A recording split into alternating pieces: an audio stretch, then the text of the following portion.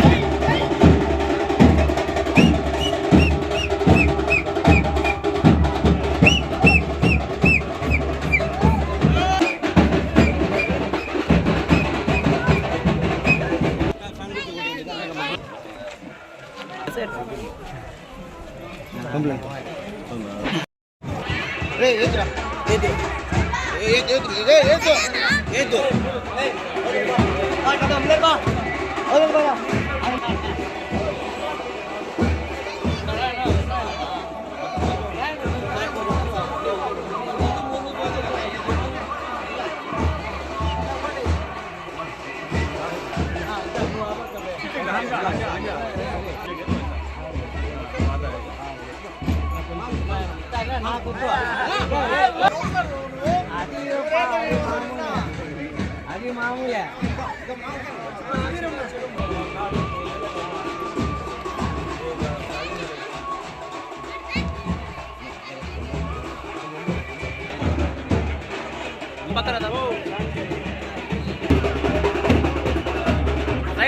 Side వచ్చే దాము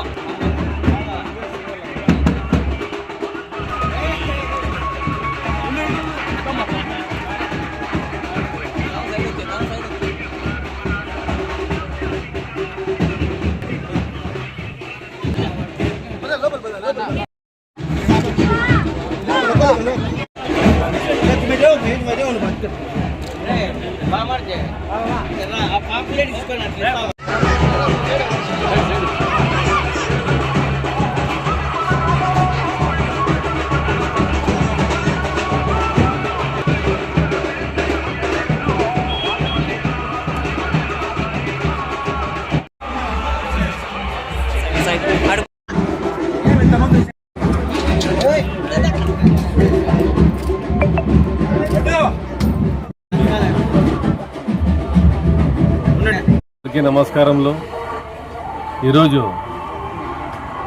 ప్రచార నిమిత్తం 3వ వార్డుకు రావడం జరిగింది. ఇక్కడ ప్రజలు ఈ వార్డు ప్రజలు చాలా పెద్ద సంఖ్యలో హాజరై జేజేలు పలుకుతున్నారు వైఎస్ఆర్సీపీకి. ఎందుకంటే ఏ పార్టీ గత 10 సంవత్సరాల నుంచి మనకు ధోకా చేస్తూ వస్తుందో బీజేపీ ఆ పార్టీతో చంద్రబాబు నాయుడు ఈరోజు నిన్న పొత్తు కట్టినాడు.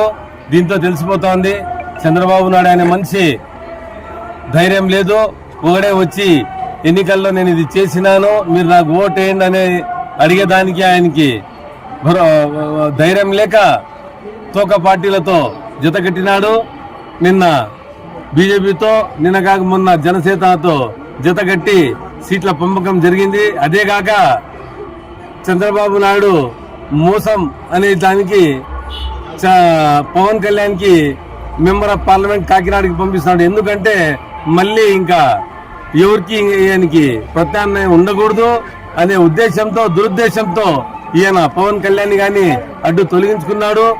అదే మన జగనన్న సంక్షేమం మరి అభివృద్ధి అనే నినాదంతో ఒక్కడే ఈ ఎన్నికల్లో పోతున్నాడు. అంటే చెప్తారు కదా సింహం ఒక్కటే వస్తాది మిగతా తోడేళ్ళన్నీ కలిసి వస్తాయని. తోడేళ్ళు ఒక పక్క జత కట్టినాయి మరియు జగనన్న ఒక్కడే సింహం అయి ఎన్నికల్లో పోతున్నాడు. మీరందరూ ఇక్కడ గమనించాల్సిన విషయం ఏమిటంటే బీజేపీ ఏ రోజు అధికారంలో ఉండి మన ఆంధ్ర రాష్ట్రానికి ప్రత్యేక హోదా ఇవ్వలేదు. అదేగాక రాష్ట్రానికి ఏమైతే రాయితీలు ఏమైతే వర్తిస్తాయో ఏవి చేయకుండా ఈ రోజు టీడీపీ అనే పార్టీతో జతకట్టింది. చంద్రబాబు నాయుడు మోసం చేసే మనిషి, మోసపూరిత మనిషి అనే దానికి ప్రతి ఒక్కరూ గమనిస్తున్నారు. ఈ రోజు సిద్ధం సభ చూడండి. జగనన్న దాదాపు 10 నుంచి 12 లక్షల మంది మేదరపట్లలో అద్దంకిలో జరుగుతున్న సిద్ధం సభకు హాజరయ్యారు. త్వరలోనే మేనిఫెస్టో మన అధినేత జగనన్న విడుదల చేస్తారు.